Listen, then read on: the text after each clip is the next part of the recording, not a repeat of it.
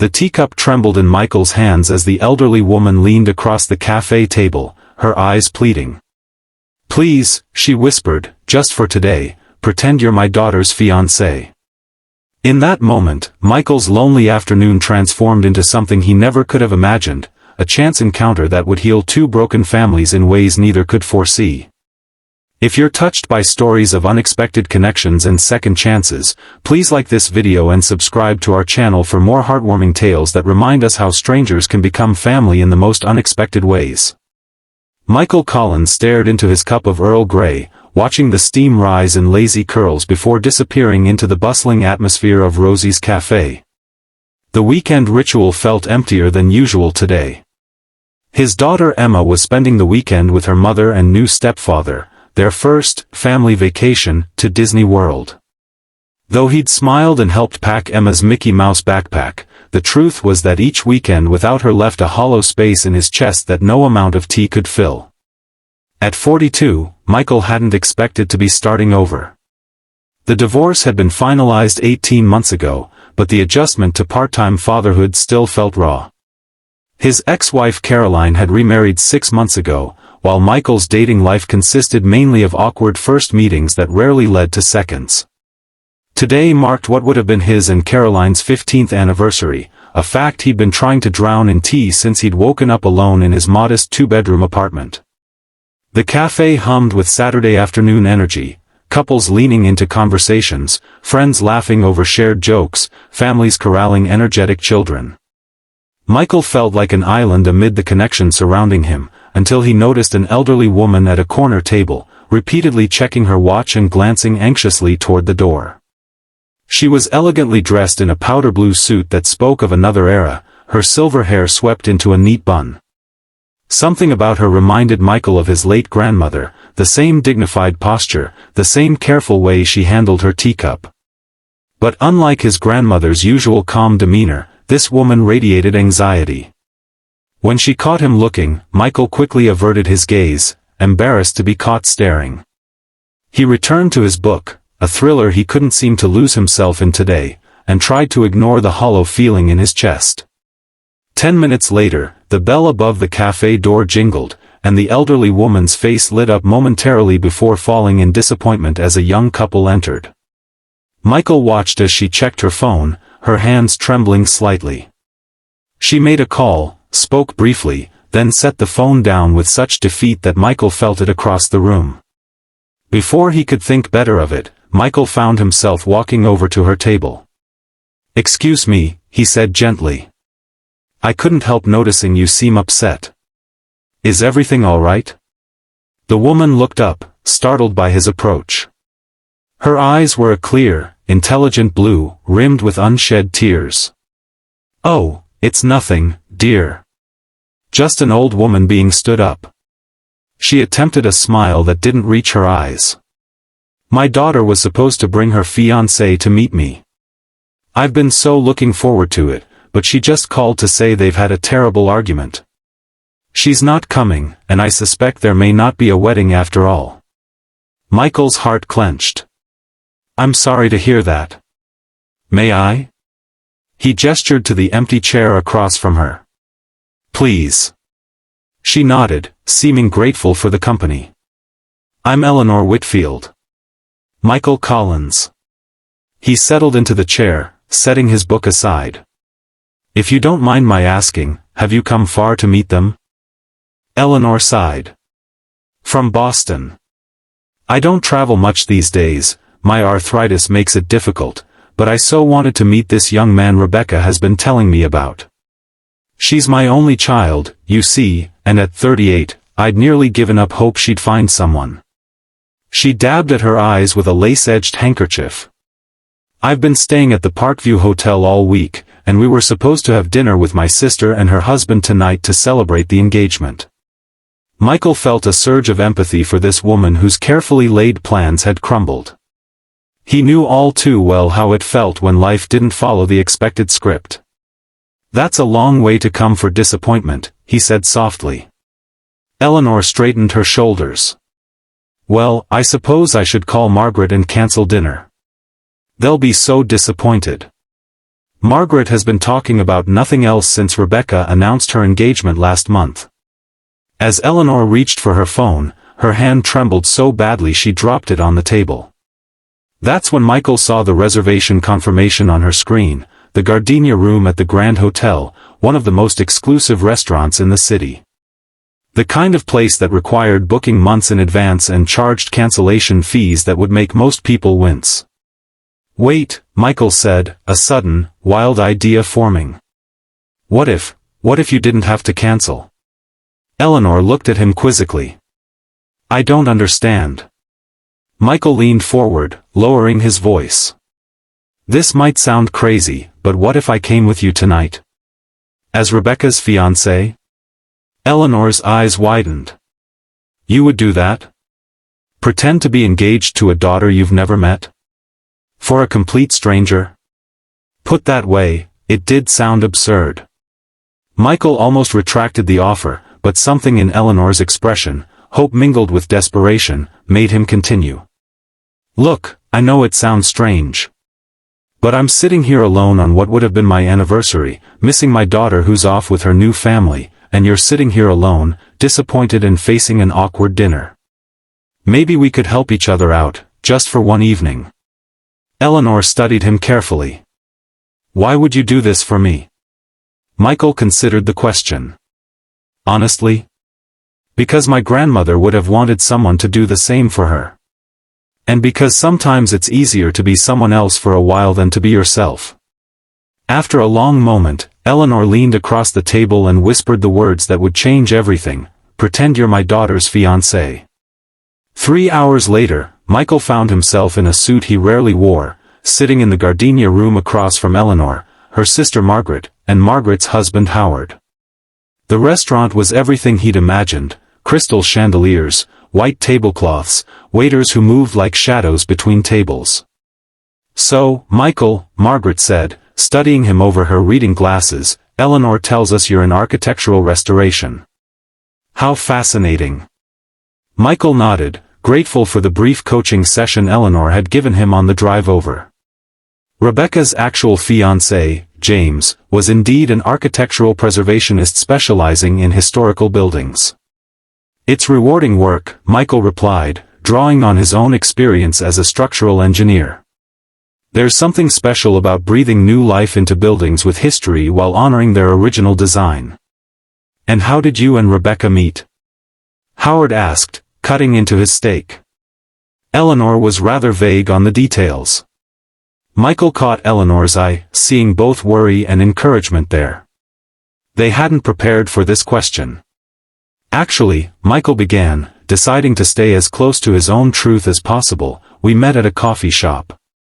I was having a particularly difficult day, it was the anniversary of my divorce being finalized, and Rebecca was kind enough to notice I was struggling. She offered me her table when the cafe got crowded, and we ended up talking for hours. Eleanor's eyes softened at his story, and Michael realized with a start that he was describing how he wished he might meet someone, a moment of kindness during a difficult time. That sounds just like our Rebecca, Margaret said, smiling. Always looking out for strays. Margaret, Eleanor chided gently. I meant it as a compliment, Margaret insisted. Rebecca has always had a good heart. Remember that three-legged cat she brought home in 3rd grade? And the exchange student she befriended in high school when no one else would talk to him? She sees value in people others might overlook. Michael felt a strange pang. This fictional Rebecca sounded like someone he would genuinely like to meet. And what about your daughter, Michael? Eleanor asked, smoothly changing the subject. Rebecca mentioned you have a little girl. Michael smiled, grateful to talk about Emma. She's 9. Smart as a whip and braver than I am most days. She's handling the divorce better than I expected, but it's still hard. He pulled out his phone and showed them his favorite picture of Emma, gap-toothed and beaming after losing her front teeth last summer. She has your smile, Eleanor observed kindly. And your eyes, Margaret added, peering at the photo. Does she live with you? We share custody, Michael explained. She's with her mother this weekend. They're at Disney World with her new stepfather. The sympathy in Eleanor's eyes was genuine. That must be difficult for you. It is, Michael admitted. But Emma deserves to be happy, and if this arrangement gives her that, I can make peace with it. The conversation flowed more easily after that. Michael found himself enjoying the company of these strangers who treated him with unexpected warmth. Howard, it turned out, had also gone through a divorce in his 40s before meeting Margaret, and offered Michael surprisingly insightful advice about co-parenting. By dessert, Michael had almost forgotten they were playing roles in an elaborate fiction. When Eleanor excused herself to the restroom, Margaret leaned across the table. "I haven't seen Eleanor this happy in years," she confided. "Rebecca choosing you has been such a blessing. After Eleanor lost her husband 5 years ago, we worried she might never smile like that again." Michael felt a twinge of guilt. Eleanor is an amazing woman. I can see where Rebecca gets her strength. Indeed, Margaret nodded. Though between us, I think Rebecca has struggled more than Eleanor knows. The last few years at the hospital have been brutal for her. The pandemic nearly broke her spirit. Michael nodded, filing away this information about Rebecca being a healthcare worker. It's been a difficult time for many. Which is why we're all so thrilled she's found you, Margaret continued. When she called Eleanor last month to announce the engagement, my sister cried for an hour afterward. Happy tears, of course. The weight of their deception suddenly felt heavier. These people weren't just strangers, they were a family with real hopes and concerns, celebrating what they believed was a joyful new chapter.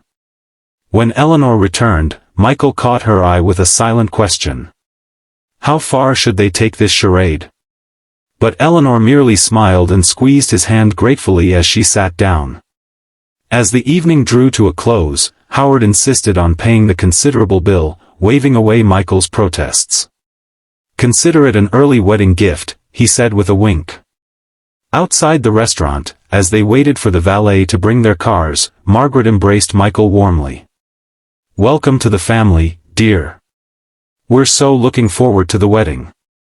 Eleanor says you're thinking about a spring ceremony? Michael glanced at Eleanor, who nodded almost imperceptibly. Yes, we're considering April. Something small and meaningful. Wonderful, Margaret beamed. And please tell Rebecca to call her aunt. I have mother's pearl earring set aside for her big day. After final hugs and promises to meet again soon, Michael helped Eleanor into his car for the drive back to her hotel. They rode in silence for several blocks, the weight of their deception hanging between them. Finally, Eleanor spoke. I should feel terrible about lying to my sister, but I can't bring myself to regret it. This was the loveliest evening I've had in years. Michael smiled sadly. They're wonderful people. Your family. They are, Eleanor agreed. And they adored you, you know. Howard doesn't offer financial advice to just anyone. Michael chuckled, remembering Howard's detailed explanation of retirement planning over coffee. I actually found it helpful. My financial advisor never explained things so clearly. As they pulled up to the Parkview Hotel, Eleanor turned to him. Thank you, Michael.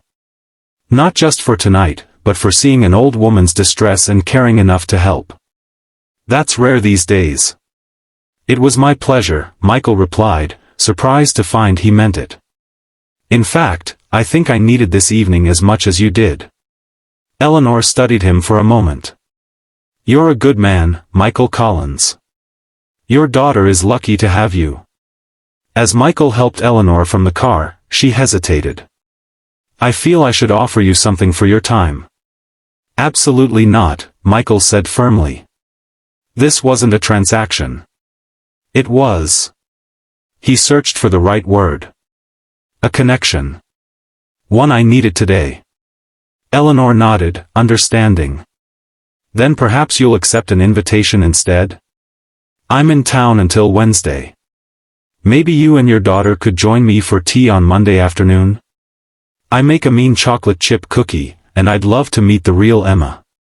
Michael smiled. She'd like that. And so would I. After seeing Eleanor safely to the hotel lobby, Michael drove home with a lighter heart than he'd had in months. The evening had been a fiction, but the warmth he'd felt in the company of Eleanor and her family had been real. For a few hours, he'd been part of something again, not a husband or an ex-husband, not just a part-time dad, but someone valued and welcomed. As he unlocked his apartment door, his phone chimed with a text from Caroline. "Emma wants to say goodnight. Can we FaceTime?" Moments later, his daughter's face filled the screen, sunburned and happy, chattering about meeting Elsa and riding Space Mountain. "I miss you, Daddy," she said as the call wound down. "But I'm having fun. Is that okay?" "More than okay, sweetheart," Michael assured her. "Having fun is exactly what you should be doing." After the call ended, Michael sat in the quiet of his apartment, thinking about the strange evening and the fictional engagement he'd participated in. He wondered about the real Rebecca and what had happened with her actual fiancé. Had they really argued, or had Eleanor invented that detail to save face? And what would happen when the truth eventually came out, as it inevitably must? For now, though, he had cookies to look forward to on Monday, and the unexpected friendship of an elegant woman who had seen his loneliness and offered connection in return for his kindness. It wasn't the life he'd planned, but tonight had reminded him that new beginnings could arrive in the most unexpected packages. Monday afternoon found Michael and Emma climbing the steps to Eleanor's hotel suite, a small bouquet of daisies in Emma's hand. His daughter had been intrigued by the story of the pretend engagement and had peppered him with questions all morning. "So she's not really going to be my grandma?" Emma had asked, trying to understand. "No, honey. Eleanor is just a nice lady I met who needed some help. But she wanted to meet you, and she promised cookies." "I like cookies," Emma had declared, apparently satisfied with this explanation. Eleanor opened the door with a warm smile that broadened when she saw Emma. "You must be the famous Emma I've heard so much about. Your father has told me what an excellent student you are." Emma beamed, instantly charmed. "These are for you," she said, thrusting the daisies forward. "Dad says they're happy flowers." "They certainly are," Eleanor agreed, accepting them with appropriate solemnity. "And they're my favorite." "How did you know?" The afternoon passed pleasantly in Eleanor's suite, which had a small kitchenette where she had indeed baked chocolate chip cookies. Emma, initially shy, soon warmed to Eleanor's gentle questions about school and her interests. When Eleanor mentioned she had once been a ballet dancer, Emma's eyes widened with delight. "I take ballet too," she exclaimed. "Can you still do apply?" Eleanor laughed. "I'm afraid my knees aren't what they used to be, but I can certainly show you the proper arm positions." Michael watched in amazement as his normally reserved daughter demonstrated her recital routine for Eleanor, who offered praise and gentle corrections with the expertise of someone who clearly knew the art form well. As Emma enjoyed a second cookie, Eleanor turned to Michael. "I've been thinking about our situation," she said quietly. "I called Rebecca yesterday." Michael tensed. "Did you tell her about our arrangement?"